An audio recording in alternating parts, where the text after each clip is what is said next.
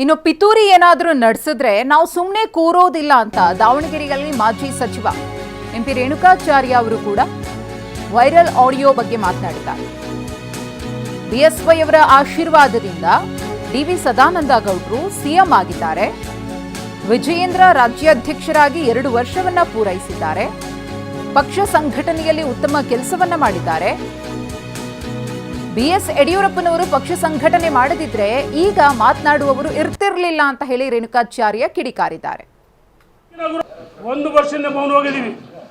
ಕೆಲವರು ನನ್ನ ಬಗ್ಗೆ ಗುರು ಮಾತಾಡ್ತಾರೆ, ರೇಣುಕಾಚಾರ್ಯ ಲೂಸ್ ಟ್ಯಾಕಿಂಗ್ ಮಾತಾಡ್ತಾರೆ, ಜಿನ್ಬೇಲ್ಕರ್ ಲೂಸ್ ಟ್ಯಾಕಿಂಗ್ ಮಾಡೋದು. ನೀವು ಆಂತರಿಕ ವಿಚಾರವನ್ನ ಬಹಿರಂಗ ಮಾತಾಡಬಾರ್ದು. ನಾನು ಮೌನ ಹೋಗಿದ್ದೆ. ಆಂತರಿಕ ವಿಚಾರಗಳನ್ನ ಮಾತಾಡಬಾರ್ದು, ಮೌನ ಹೋಗಿದ್ದೆ. ಮಾಧ್ಯಮದ ಮುಂದೆ ಮಾತಾಡಿಲ್ಲ, ಮಾತಾಡಬಾರ್ದು. ಆದರೆ ಯಾರು ಈ ರೀತಿ ಅಗ್ರವಾದ ಹೇಳಿಕೆ ಕೊಟ್ಟರೆ ಅದೇ ಮಾಧ್ಯಮದಲ್ಲಿ ನಾನು ಒಬ್ಬನೇ ಅಷ್ಟೇ ಅಲ್ಲ, ಭಾಳಷ್ಟು ಜನ ಶಾಸಕರು, ಲೋಕಸಭಾ ಸದಸ್ಯರು, ಮಾಜಿ ಮಂತ್ರಿಗಳು, ಮಾಜಿ ಪಕ್ಷದ ಮುಖಂಡರು ಯಾವ ರೀತಿ ಯಾವ ವೇದಿಕೆಗೆ ಉತ್ತರ ಕೊಡಬೇಕು ಅವರಿಗೆ ವಿಜೇಂದ್ರ ಬಗ್ಗೆ ಟೀಕೆ ಮಾಡಿ ನಾವು ಅದೇ ವೇದಿಕೆಯಲ್ಲಿ ಉತ್ತರ ಕೊಡ್ತೀವಿ. ಇದು ಆಂತರಿಕ ವಿಚಾರ ಮಾತಾಡಬಾರ್ದು. ಬೇರೆ ಬೇರೆ ಸಂದರ್ಭದಲ್ಲಿ ಮಾತಾಡಿದರೆ ವಿಜೇಂದ್ರ ಅಸಮರ್ಥರು, ಬದಲಾವಣೆ ಮಾಡಬೇಕು. ನೀನು ಕ್ಷೇತ್ರಕ್ಕೆ ಹೋಗಿಲ್ಲ, ಜನ ತಿರಸ್ಕಾರ ಮಾಡಿದ್ದಾರೆ. ವಿಜೇಂದ್ರ ಬಗ್ಗೆ ಮಾತಾಡೋಕ್ಕೆ ಏನು ನೈತಿಕ ಹಕ್ಕಿದೆ?